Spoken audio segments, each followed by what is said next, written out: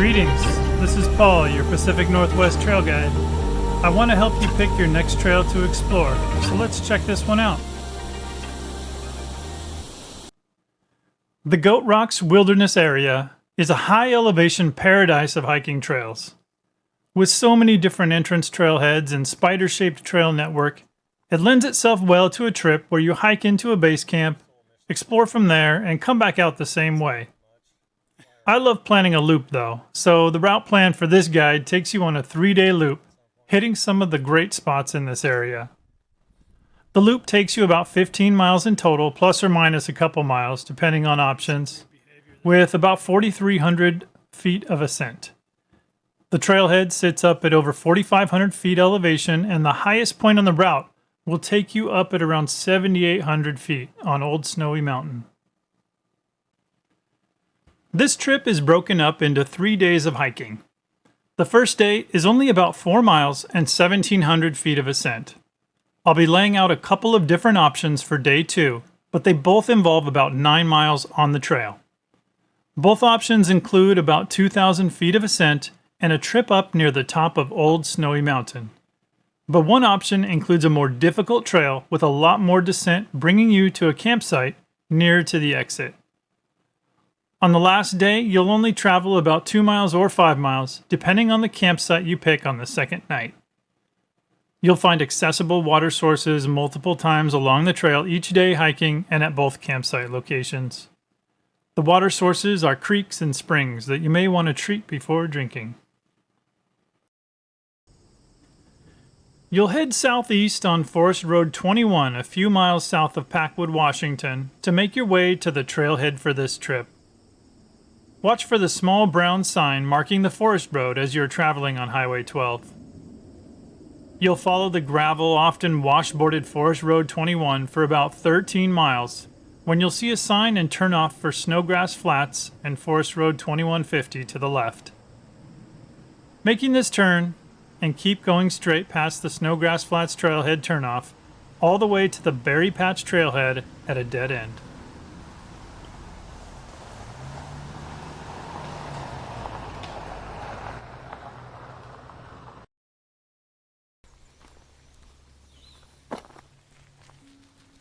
You'll pick up the Goat Ridge Trail near the center of the parking lot for the trailhead.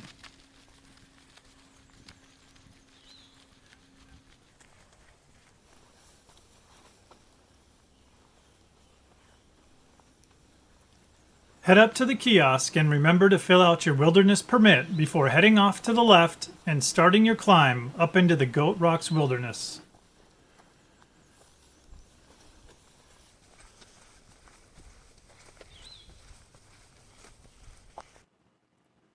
For the first day of the trip, we're traveling up a semi-steep climb up to and past Goat Ridge.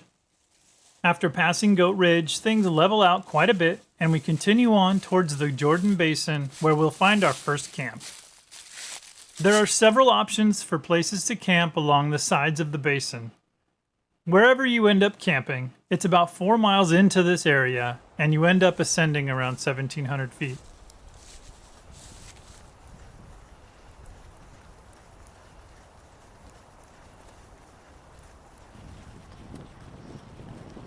Although the route up towards Goat Ridge is a little steep, the trail is pretty tame and easy to traverse.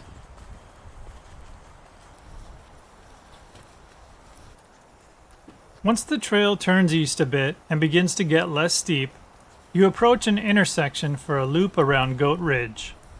Taking this little diversion doesn't add a whole lot of elevation or distance, so you might check it out if you have time.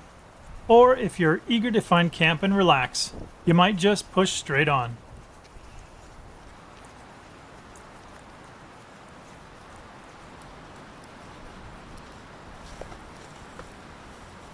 After meeting some of your first big patches of wildflowers, you reach another intersection with the Goat Ridge Loop and continue on, passing over a saddle to follow the other side of the ridgeline.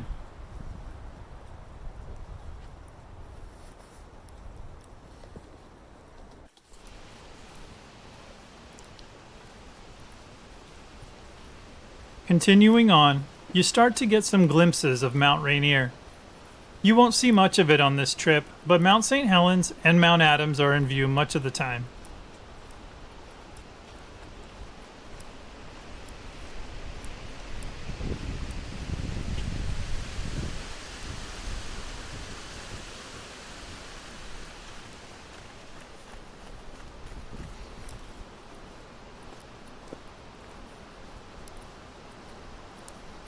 You soon pass the Jordan Creek Trail, another of the spider's legs of trails entering the area.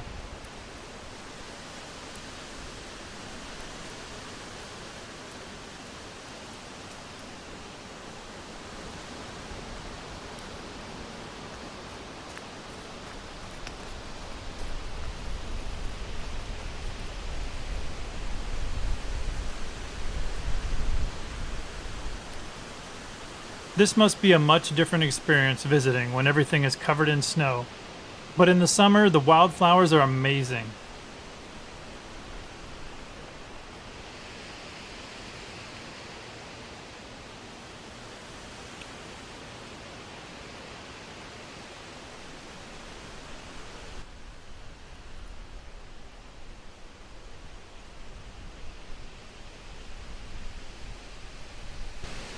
This is the first camp area you pass by on the Goat Ridge Trail. It has quite a bit of room, but if you can go a bit further, there are better options.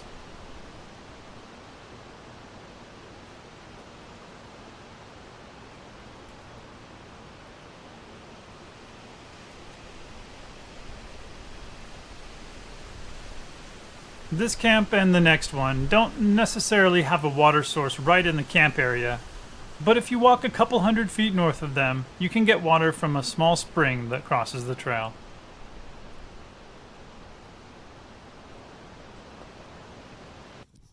Very soon after that last camp, you come upon another large camp area. Other than a solo site or two, this is the last camp area before you reach Jordan Creek at the mouth of the basin, which is about a half-mile further. You can stay here, which is more sheltered but also has a great view, or continue on to Jordan Creek and camp in the large wide open areas above the tree line there. Exploring the short trails in this camp area, you might find a nice solo campsite or two as well. Wherever you stay, the expansive hillsides of Jordan Basin are an inspiring introduction to warm you up for this trip.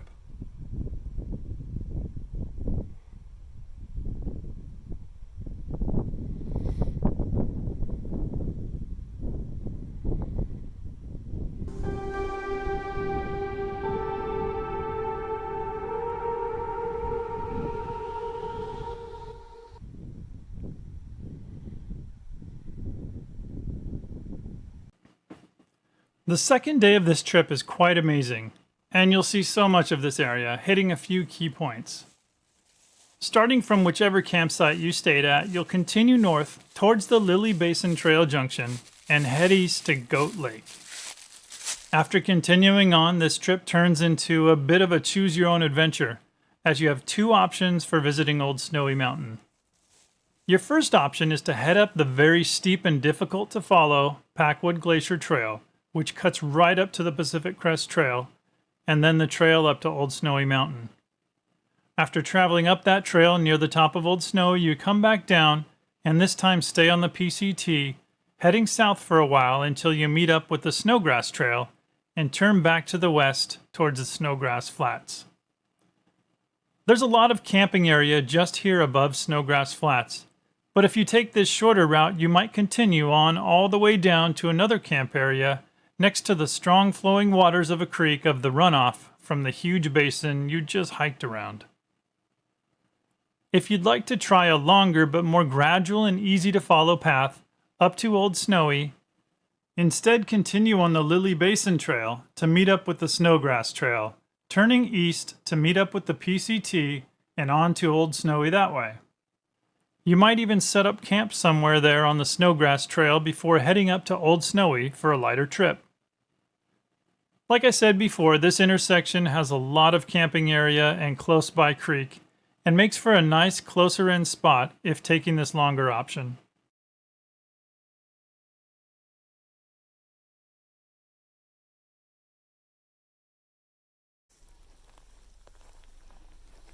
Assuming you camped at the more sheltered spot on the side of the Jordan Basin, you'll get started on day 2, heading up to Jordan Creek.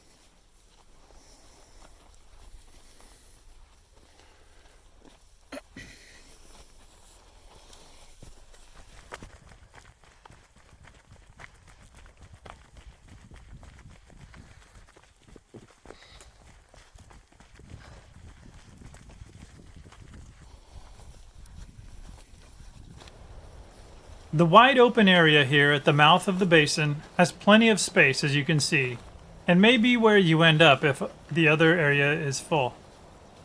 The Goat Rocks Wilderness is quite a popular place and can get busy.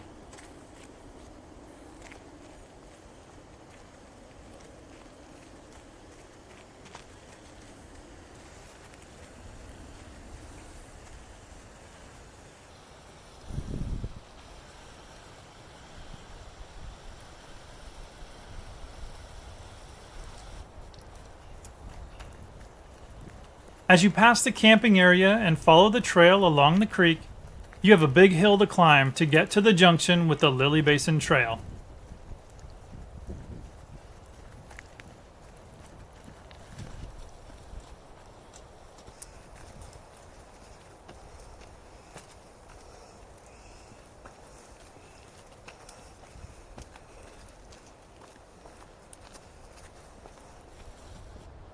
As soon as you crest the top, you're greeted with the stunning view of Old Snowy Mountain and can see great views all around.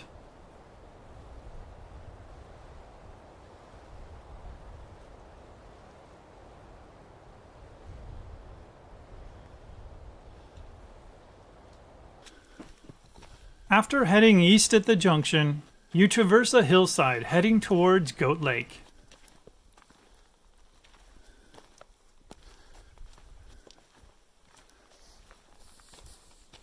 You might see in the distance the runoff from the lake flowing down the cliffside.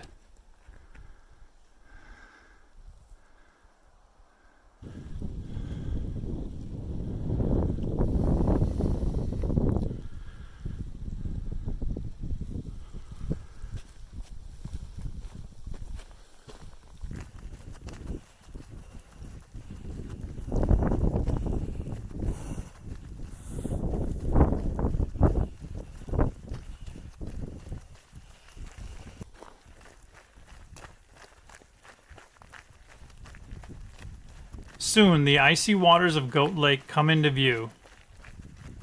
Make your way down and enjoy exploring this area, as there's much to see. A patchwork of trails goes all over the place here. There are also a lot of nice areas you could camp here too. Just remember not to camp within 100 feet of the lake per Forest Service rules. And due to risk of attack by lake monsters.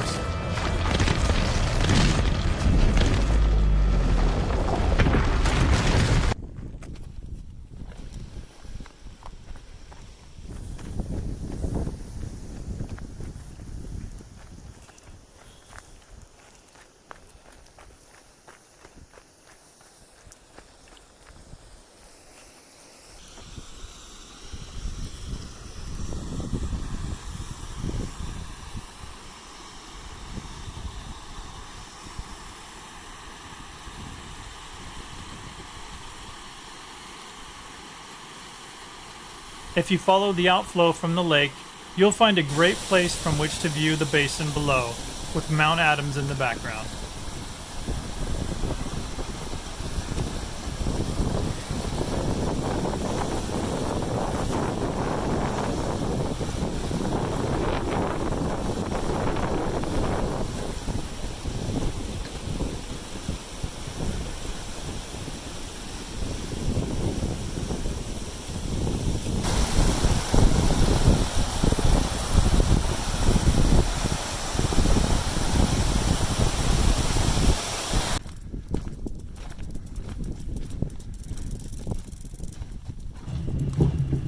After your recreation at Goat Lake, it's time to continue on towards Old Snowy.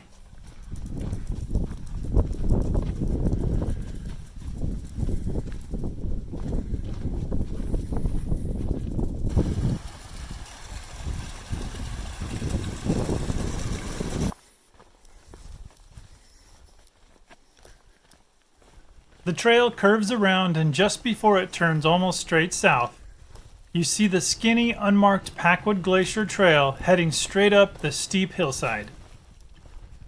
If you're choosing the sketchy trail option in this Choose Your Own Adventure book, it's time to burn up the hillside. Just remember, it's never too late to backtrack and choose the other option.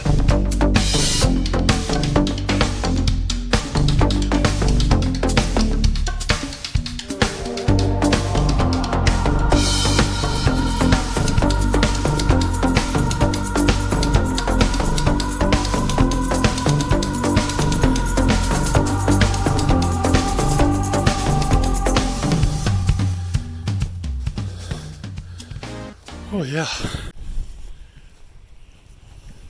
After you get over the first steep hillside, the area begins to get more and more rocky as you go, and the trail gets less obvious.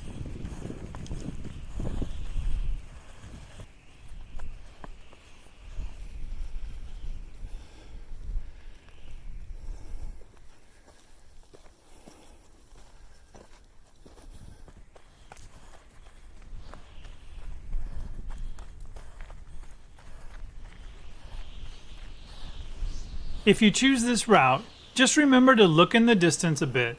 If you're not so sure of the trail in front of you, often you can pick out the line of it in the distance and head that way. Of course, a GPS and trail maps can come in handy here to keep you on track as well.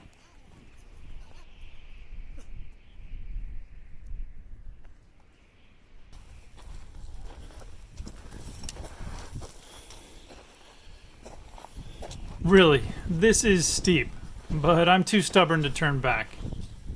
For those that want a little more adventurous route, this is definitely the way to go though.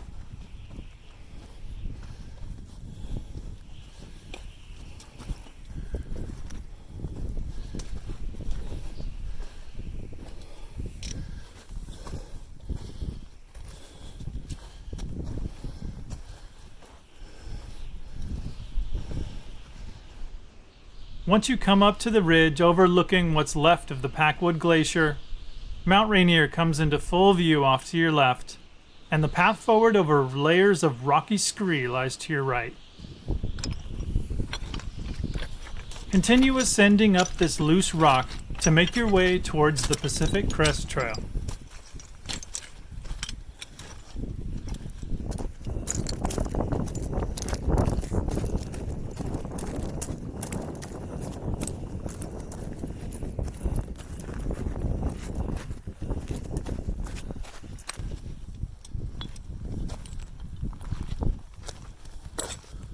As your path levels out, the PCT junction comes into view in the distance. This first junction is where you will be returning after going up Old Snowy, so it's a good place to drop your pack if you want to shed some weight for a bit. Make your way up the rocky trail, leaving the PCT at another junction to head up the spur to Old Snowy. This trail takes you most of the way up Old Snowy, but kind of putters out after a bit, so it's up to you how high you want to go and how much boulder clambering you want to do. Just hitting the end of the trail offers you a great vantage point to survey all of the beautiful landscape you just passed through though.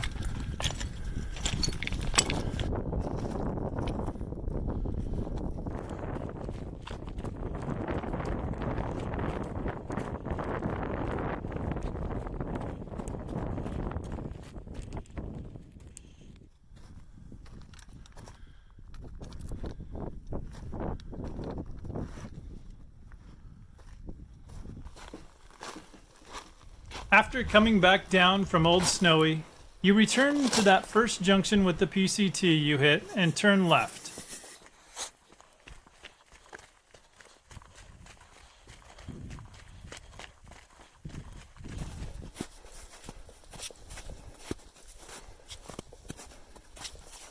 Shortly after, you need to traverse a persistent snowbank, which shouldn't pose too much challenge. Afterwards, the PCT turns directly south, and you travel through a lovely alpine hillside with Mount Adams coming in and out of view in front of you. This whole section is littered with various campsites that might make a great destination for some other new route you might come up with yourself for this area.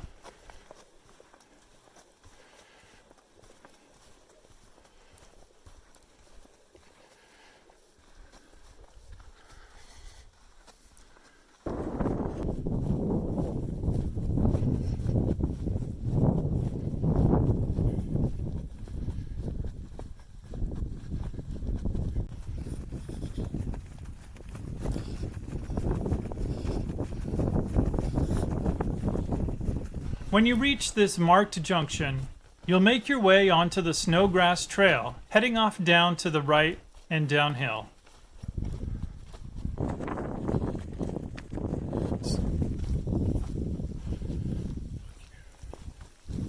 You pass by more great-looking camping areas as you continue on down towards Snowgrass Flat.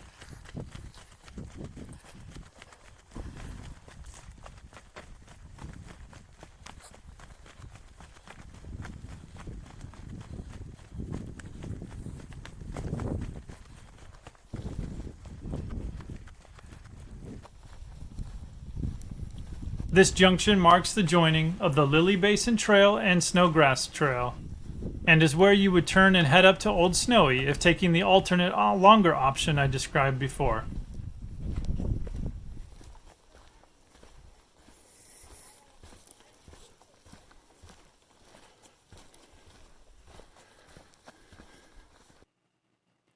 For the last day of the trip, if you took the alternate route option, you'll be heading down from the camping area at the junction above Snowgrass Flat down a steep descent, then a more gentle trail for the last few miles out, going around 5 miles. On the other hand, if you chose to push on down to the lower campsite on day 2, you'll just have a short couple of miles of easy meandering trail after you get going and make an early exit. The way down from Snowgrass Flat starts out gradually downhill, then descends almost 1,500 feet fairly quickly over the next couple miles. It seems like people travel on this loop counterclockwise, which is opposite to the way I am describing it, but there are pros and cons to both.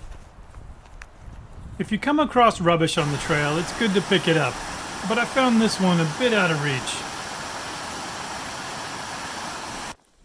Your initial reaction to seeing it might be to think someone was uncaring and just tossed it. But it's more likely to have just been an unnoticed accident. Maybe an awkward attempt at stuffing it into a pocket that missed and went unnoticed. You may have littered in this way yourself and never known it.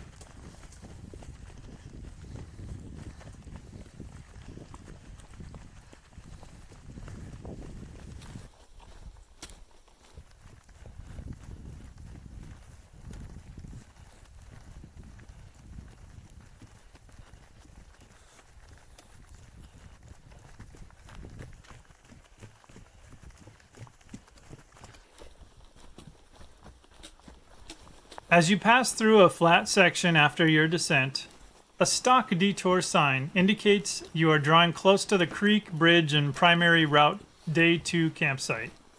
Keep to the left unless you're riding a horse.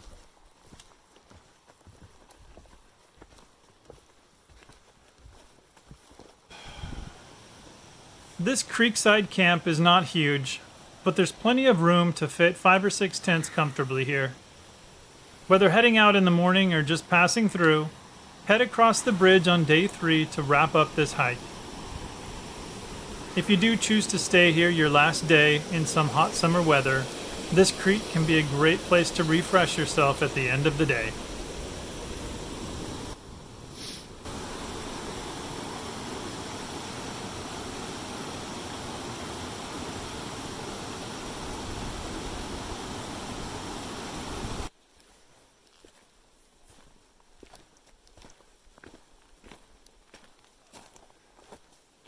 The wide, easy trail lazily follows the hillside for the last 2 miles back to the Berry Patch trailhead.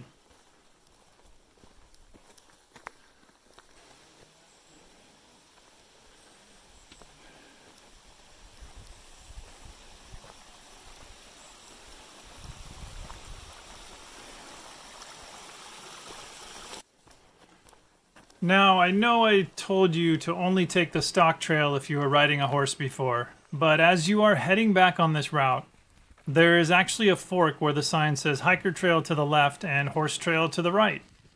You actually need to keep to the right to head back to the berry patch trailhead. The other way leads to the snowgrass trailhead.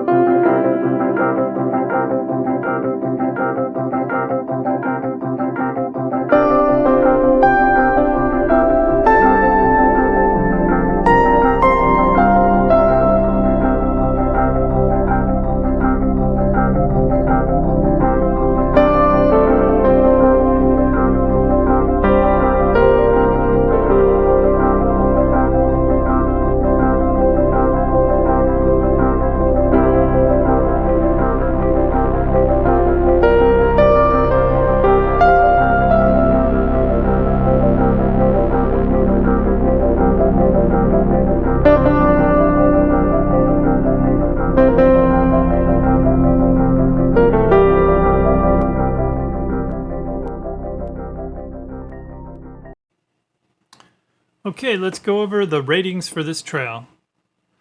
Regardless of the route you take on this one, it gets 3 rocks out of 5 for terrain. Taking the main route has some rough terrain on Packwood Glacier Trail, and even if you take the easier route, you may have some snow to deal with here and there. For elements, there are many things to consider, including high winds, exposure, and limited accessibility at times due to snow and bugs too. I rate this 3 clouds out of 5 for elements. The overall mileage for this trip is kinda low for 3 days, but I'll give it an average 3 boots for distance. There's kind of a lot of ascent packed into this one, of course, visiting all this alpine location.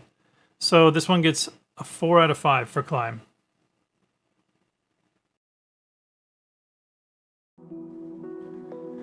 That's all for this edition of Pacific Northwest Trail Guide.